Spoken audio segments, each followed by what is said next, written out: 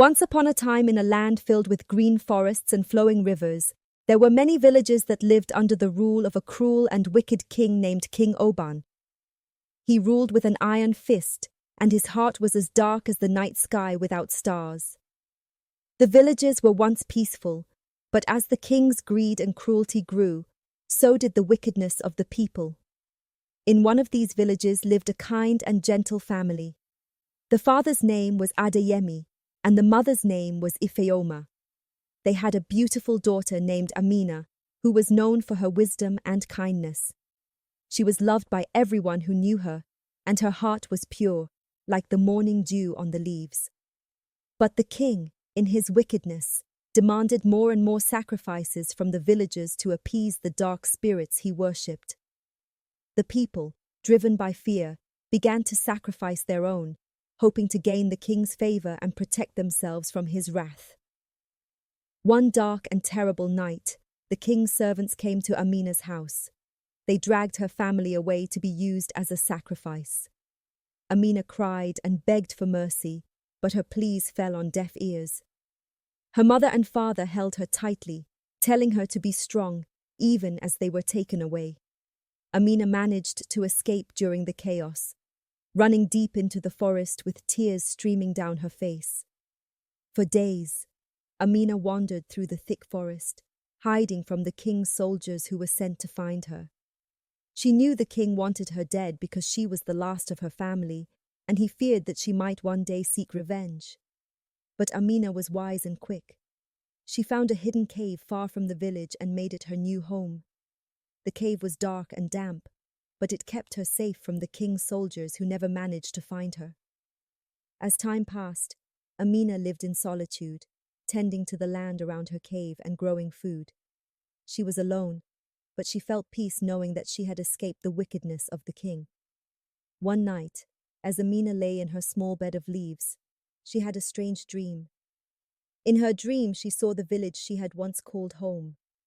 But the village was no longer filled with laughter and life. Instead, it was barren and dry. The rivers had stopped flowing, the trees had withered, and the fields were empty. The people were starving, their faces thin and pale, and there was no food to be found anywhere. Amina awoke with a start, her heart pounding in her chest. She knew in her heart that this dream was a warning. The village was about to face a great calamity, one that would bring hunger and suffering for many years. Amina knew that the wickedness of the people and the cruelty of the king had brought this doom upon them. But Amina was also wise. She remembered the wealth her family had hidden before they were taken away. Her parents had always prepared for hard times, and they had stored away enough food and treasures to last many years. Amina knew that this food could save not just her, but many others as well. With determination in her heart, Amina set out to find the hidden treasures her parents had left behind. She traveled for days, avoiding the king's soldiers and using her knowledge of the land to stay hidden. Finally, she reached the place where the treasures were buried. With her hands, she dug into the earth until she found the large clay pots filled with grains, dried fruits, and other food that could last for many years. Amina smiled through her tears as she filled her bags with as much food as she could carry. She took the wealth her family had left as well, knowing it could help her expand her territory and keep her safe from the king's reach. As the years went by, Amina became stronger and wiser. She used her family's wealth to build a new village far from the reach of King Oban. This village was hidden deep within the forest, protected by tall trees and thick bushes. Here, Amina stored the food she had gathered, enough to feed 5 villages for 20 years. The people who found Amina's village were kind and good-hearted, and they came to her for help when they were in need. Amina welcomed them with open arms, sharing her food and wisdom with them. She knew that the calamity she had seen in her dream would come, and she wanted to help those who were worthy of survival. But deep in the wicked king's village, the people were unaware of the doom that awaited them. They continued their evil ways, and King Oban grew even more ruthless, determined to find Amina and destroy her once and for all. As Amina expanded her territory, she knew that she could not hide forever. The day would come when she would have to face the king and the calamity that would strike the villages. But for now, she focused on helping those who came to her, preparing for the day when the world would change forever. As the days passed, Amina's village grew stronger. People from nearby villages who were tired of the king's cruelty began to find their way to her hidden haven. They were good-hearted, hard-working, and grateful for the safety Amina provided. Under her leadership, they built homes, planted crops, and raised animals. Amina's wisdom guided them, and her dreams became a source of prophecy that kept them safe from harm. But even as her new village flourished, Amina couldn't shake the feeling that the calamity she had dreamt of was drawing closer. Every night her dreams became more vivid, and the images of drought and famine haunted her. One night, as Amina lay in her bed, she had another dream. This time, she saw the king's village surrounded by darkness. The rivers had dried up completely, and the land was cracked and barren. The once lush forests had turned to dust, and the people were crying out in hunger and pain. The king himself stood on a hill, looking over his dying kingdom with fear in his eyes. He was powerless to stop what was coming, and for the first time Amina saw the mighty King Oban as a weak and desperate man. When Amina awoke, she knew that the time had come. The famine she had foreseen was upon them, and the king's village would soon fall into chaos. She gathered the elders of her new village and told them of her dream. "The wickedness of the people and the cruelty of the king have brought this upon them," Amina said. "There will be no food in the king's village for 10 years. They will suffer greatly, and many will perish. But we must be prepared. We must guard our food and protect our village, for the king will surely send his soldiers to take what they can find." The elders nodded in agreement. They knew Amina's dreams had never been wrong, and they trusted her judgment. The villagers began to build stronger walls around their homes and storehouses. They trained themselves in self-defense and prepared for the worst. Meanwhile, in the king's village, the first signs of the calamity began to appear. The rain stopped, and the rivers dried up. The crops withered in the fields, and the animals grew weak and sick. The people became desperate, but the king refused to believe that this was a punishment for their wickedness. King Oban called upon his most trusted servants and commanded them to find Amina. "That girl is the cause of this," he shouted. "She escaped the sacrifice and now she seeks revenge on us all. Find her and bring her to me, dead or alive." The king's soldiers searched the forests, rivers, and mountains, but Amina's village remained hidden. No matter how hard they looked, they could not find her. The people of the king's village grew more desperate with each passing day. Fights broke out over the smallest scraps of food, and families turned against each other in their hunger. As the famine worsened, some of the villagers remembered the tales of Amina's wisdom and kindness. They began to whisper among themselves that perhaps Amina could save them if they found her, but they were too afraid to speak out against the king, who grew more ruthless with each passing day. One day, a young boy named Chidi, who had once been Amina's friend, decided he could no longer stand by and watch his family starve. He slipped away from the village in the dead of night and made his way into the forest, hoping to find Amina and ask for her help. Chidi wandered through the dense forest, guided only by his memories of the stories he had heard about Amina's hidden village. Days passed, and he grew weak from hunger and exhaustion. But just as he was about to give up hope, he stumbled upon a small path that led deeper into the forest. Following the path, he soon found himself standing before the gates of Amina's village. The guards, recognizing Chidi as one of the king's villagers, were hesitant to let him in. But Amina, hearing the commotion, came to see what was happening. When she saw Chidi, her heart softened and she invited him into her home.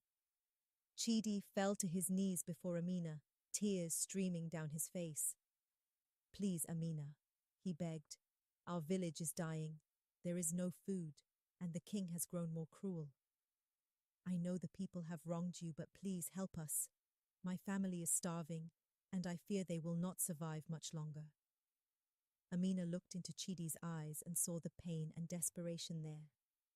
She knew that the people of the king's village had brought this calamity upon themselves, but she also knew that innocent lives were at stake. "I will help you, Chidi," Amina said softly. "But you must understand that this famine is the result of the wickedness that has consumed your village. If I am to help, you must promise to bring others who are willing to change. Only those who renounce the ways of the king and seek to live in peace will be welcomed here." Chidi nodded eagerly. "I promise, Amina. I will bring those who are good-hearted and willing to change." With that, Amina gave Chidi some food and water for his journey back to the king's village. She also gave him a small pouch of seeds, telling him to plant them in a secret place where they would grow strong and provide food for those in need. Chidi returned to the king's village, carefully hiding the food and seeds until he could share them with his family. He whispered to those he trusted about Amina's village, and slowly, a small group of people began to make their way through the forest, seeking refuge with Amina. As more and more villagers fled the king's village, King Oban grew angrier and more desperate. He could not understand why his people were abandoning him, and he doubled his efforts to find Amina. But no matter how hard he tried, she remained out of his reach. The famine continued to ravage the land, and the king's village fell deeper into chaos. But in Amina's village the people thrived. The food they had stored was plentiful, and the land around them remained fertile and green. Amina's dreams continued to guide them, and they knew that as long as they followed her wisdom, they would survive.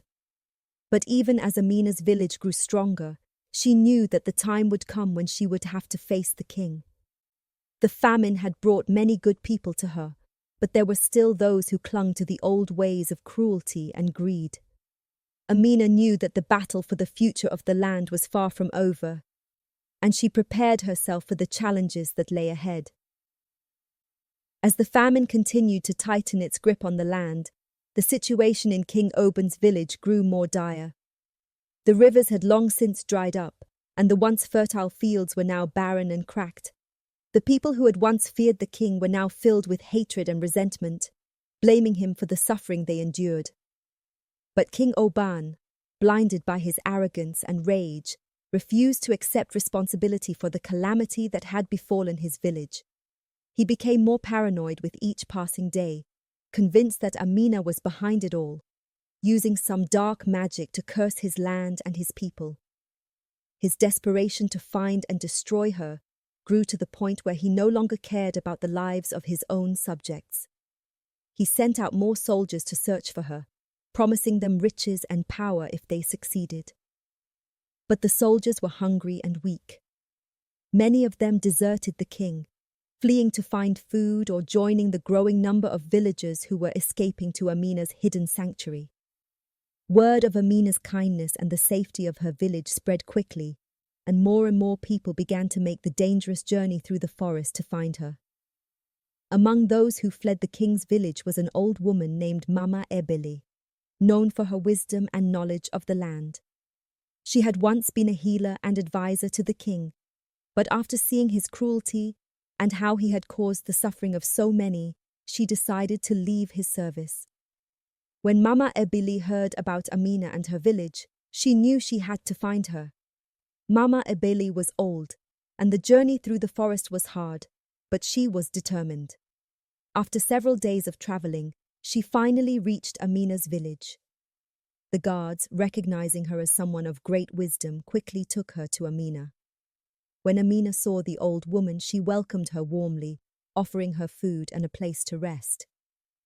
But Mama Ebeli had come with a purpose, and she wasted no time in sharing her knowledge.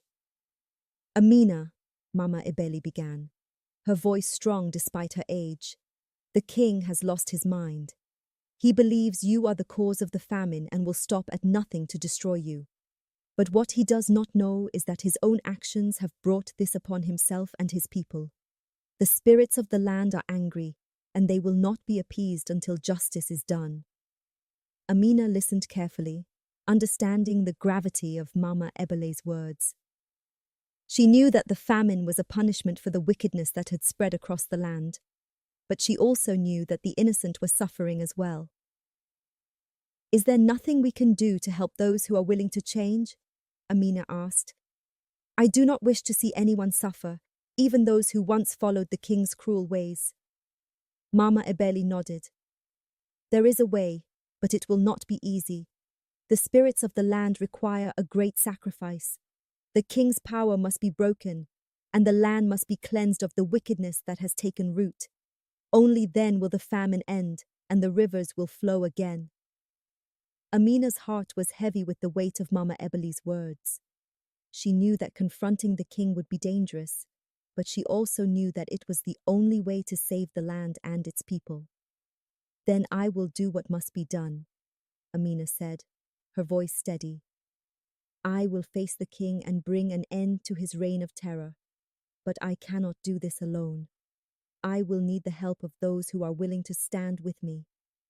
Mama Ebeli smiled, seeing the strength and determination in Amina's eye. "You are a brave and wise young woman, Amina. The spirits have chosen you for this task, and you will not stand alone. There are many who have suffered under the king's rule, and they will be willing to fight for a better future." With Mama Ebeli's guidance, Amina began to prepare for the final confrontation with King Oban. She called upon the villagers who had found refuge in her sanctuary, telling them of her plan to bring an end to the king's tyranny.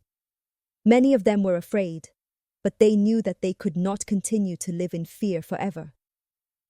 They agreed to stand with Amina, ready to fight for their freedom and the future of the land. Amina also sought out allies among the neighboring villages that had not yet fallen under the king's control. She traveled far and wide, speaking to the leaders and elders, telling them of the impending calamity and the need to unite against the king. Some were hesitant, fearing the power of King Oban, but Amina's wisdom and courage inspired them. Slowly, a coalition of villages began to form, all united by a common goal: to bring peace and prosperity back to the land.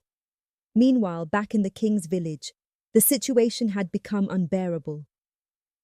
The people were starving, and disease had begun to spread. King Oban, in his madness, had barricaded himself in his palace, surrounded by the few loyal soldiers who remained. He refused to acknowledge the suffering of his people, convinced that Amina was the cause of all his problems. But even within the palace walls, the king's power was crumbling.